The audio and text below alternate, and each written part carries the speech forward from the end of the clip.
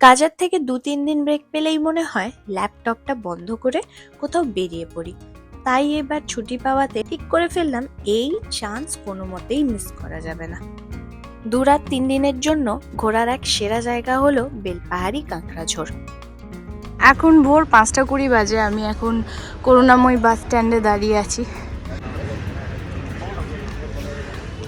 এটা হচ্ছে করুণাময়ী বাস স্ট্যান্ডের টিকিট কাউন্টার, আর এখানে সব বাসগুলো। সকালের ট্রেনগুলোর যা রানিং হিস্ট্রি তা দেখে যাওয়ার ইচ্ছেটাই শেষ হবে। তখন মাথায় এলো বাসের কথা। খুললাম বাস বুকিং এর অ্যাপ, দেখলাম সকালবেলা 6:30 থেকে কলকাতা টু ঝাড়গ্রাম বেশ কিছু বাস ছাড়ে। স্টার্ট হয় করুণাময়ী থেকে, তারপর প্ল্যানেটে কিছুক্ষণ দাঁড়ায়, তারপরে মেদিনীপুর হয়ে ঝাড়গ্রাম।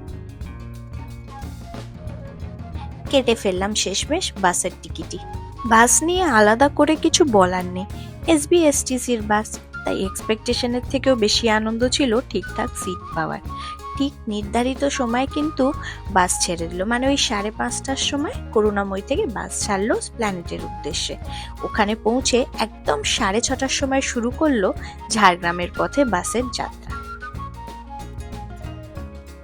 ঝাড়গ্রামের বাস স্ট্যান্ড পৌঁছলাম ঠিক সকাল 11টায়।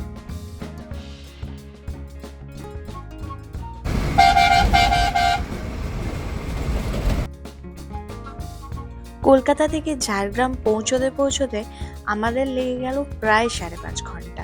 বুঝতে পারলাম করুণাময়ী থেকে প্ল্যানেট আর মেদিনীপুর থেকে ঝাড়গ্রাম ওরা লোকাল প্যাসেঞ্জার তুলতে যায়, আর সেখানেই আরো এক্সট্রা 1.5 ঘন্টা মতো চলে যায়। ঝাড়গ্রাম থেকে বেলপাহাড়ি পৌঁছতেও বাসে করে মিনিমাম 1.5 ঘন্টা লাগে, কারণ বাসগুলো পুরোটাই লোকাল বাসের মতো চলে। তবে প্রাইভেট কার হলে 45 মিনিটস আর টোটো বুক করলে 1 ঘন্টা মতো।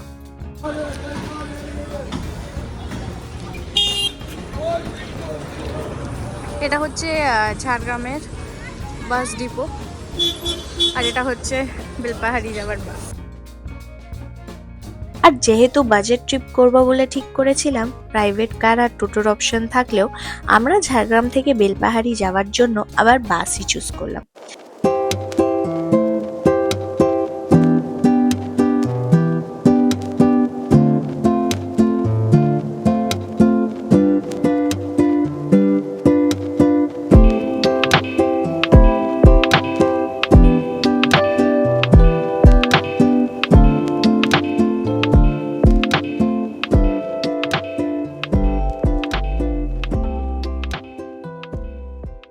ঠিক 1টা নাগাদ পৌঁছলাম বেলপাহাড়ি।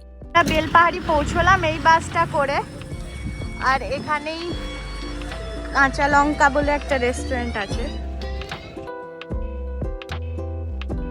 বাস এসে ঠিক ইন্দিরা চকের সামনে দাঁড় হলো, আর সামনেই ছিল সেখানকার বেশ নামকরা রেস্টুরেন্ট কাঁচা লঙ্কা। তাই আর দেরি না করে লাগেজ নিয়েই পৌঁছে গেলাম একবারে কাঁচা লঙ্কাতে লাঞ্চ সারতে। অর্ডার দিয়ে ফেললাম ওদের ভেজ থালি, সাথে অ্যাড করলাম রুই ফিশ। কাঁচা লঙ্কারই মতো খাবারগুলোয় ঝাঁঝ থাকলেও স্বাদটা ঠিক মনে রাখার মতো পেলাম না। আর ভেজ থালির অপশনে 249 রুপিস দাম নিয়েও যা আইটেম সার্ভ করা হয়েছিল, যেমন আলু উচ্ছে ভাতে, শিম ভাজা, বেগুন পোড়া, লাউয়ের তরকারি, সেটা বিলো অ্যাভারেজ লাগলো। আমাদের আগের দিন রাতে বুক করা শালবন হোমস্টেতে পৌঁছে গেলাম কাঁচা লঙ্কা রেস্টুরেন্টের বাইরে থেকে একটা টোটো ধরে, যা পড়লো মাথা পিছু 10 টাকা করে। যেহেতু আমরা 4 জন ছিলাম, আমাদেরকে 4 বেডের রুম একদম টপ ফ্লোরে দেওয়া হয়েছিল। পুরো একটা 1 BHKই বলা চলে। রুমে 2টো ডাবল বেড ছিল, সাথে ছোট্ট একটা ডাইনিং, বাথরুম, আর মেন অ্যাট্রাকশন ছিল ব্যালকনি।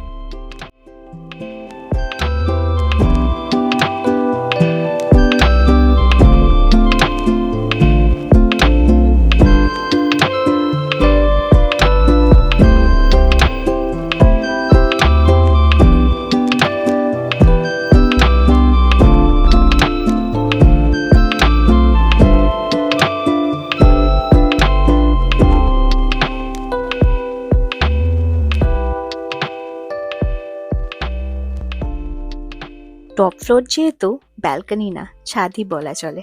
সামনের দিক দিয়ে বেলপাহাড়ির মার্কেটের রাস্তা, আর পেছন সাইডে যত দূর চোখ যায় বিশাল বড় ধান ক্ষেত। জানেন, যখন বাসে করে বেলপাহাড়ি ঢুকছিলাম, এত সুন্দর রাস্তাগুলো দেখে ভাবছিলাম কিছুক্ষণ দাঁড়ানো গেলে কি মজাই না আসতো। তবে কে জানতো সেই ইচ্ছে এভাবে পূরণ হবে। ঘড়ির কাঁটায় তখন 4টে বাজছিল, আর অন্ধকার হয়ে এলে সেখানে আর কিছুই করার থাকে না। তাই ডিসাইড করলাম আজকের বাকি সময়টা রেস্ট নেব, আর যদি সুযোগ হয় সেখানকার ফেমাস শালপাতা পোড়া চিকেন দিয়ে ডিনারটা সারবো।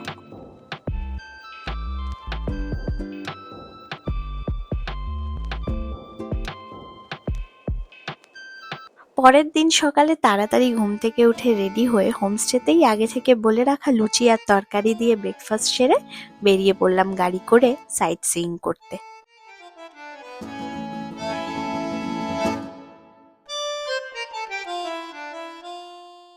প্রথমেই চলে গেলাম ডাঙ্গি কুসুম। বেশ কিছুটা হেঁটে ওয়াটারফলের সামনে পৌঁছলাম। তবে শীতকালে জল এমনিও কম দেখতে পাবো, তাই আর বেশি সময় না দাঁড়িয়ে বেরিয়ে পড়লাম কেরকি লেক দেখতে। জায়গাটা যতটা ভিডিওতে তুলে ধরতে পেরেছি তার থেকেও কিন্তু দ্বিগুণ সুন্দর।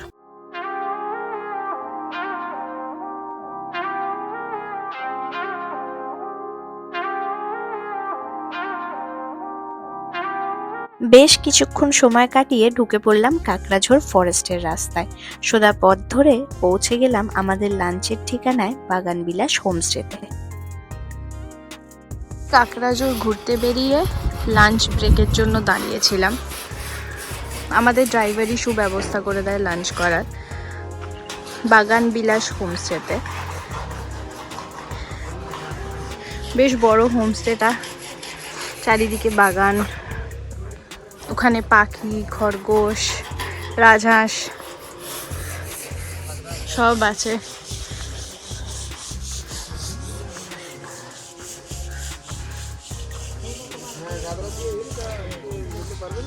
এটা আমাদের গাড়ি।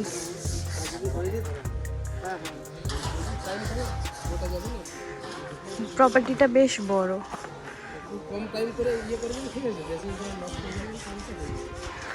এদিকে খাবার জায়গাটা।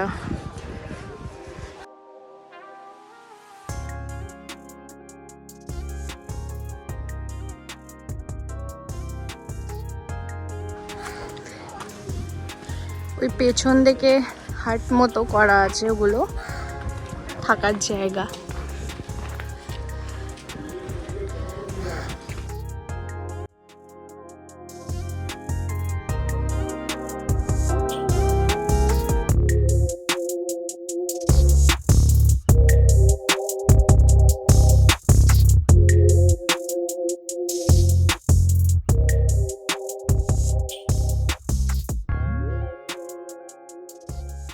লাঞ্চটা সিম্পলের মধ্যে হলেও রান্নার হাত কিন্তু যে করেছে তার দারুণ।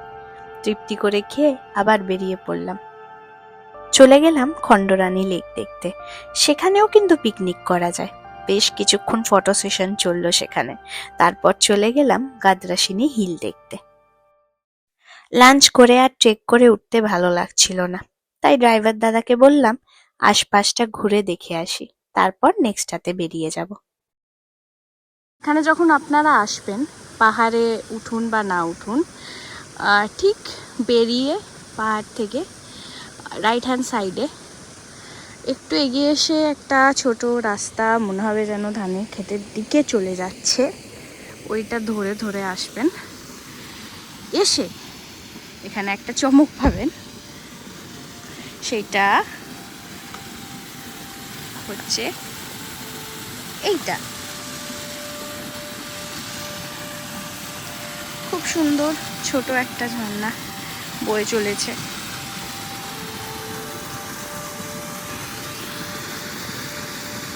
সব কটা টুরিস্ট স্পটগুলোর মধ্যে এটাও একটা ছোট পাওনা।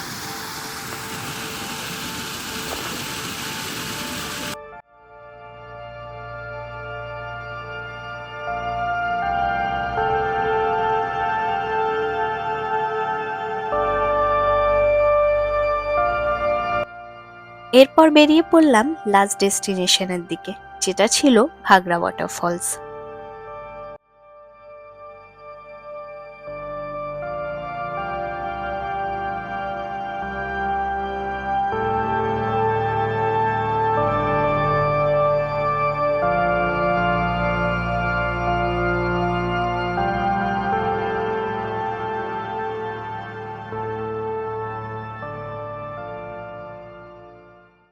ফেরার পথে দাঁড়ালাম গুড় কিনতে। প্রায় 2 জার নিয়ে উঠে পড়লাম গাড়িতে হোমস্টের উদ্দেশ্যে।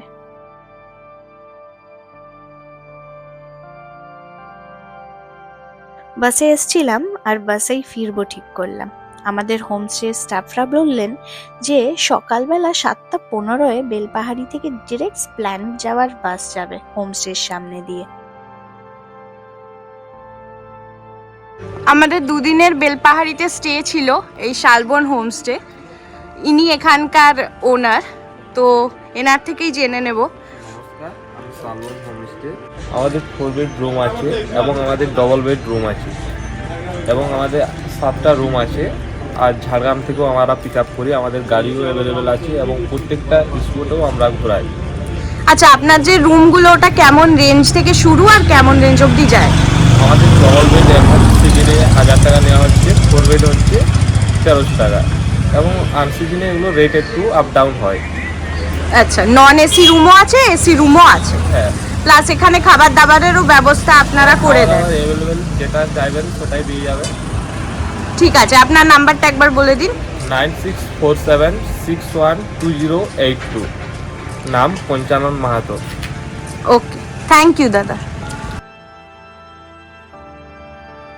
আমরা 4 জন গেছিলাম আর এই 2 নাইট 3 ডেজের বেলপাহাড়ি কাকড়াঝোড় প্ল্যানে আমাদের পার হেড প্রায় 2500 করে পড়েছিল।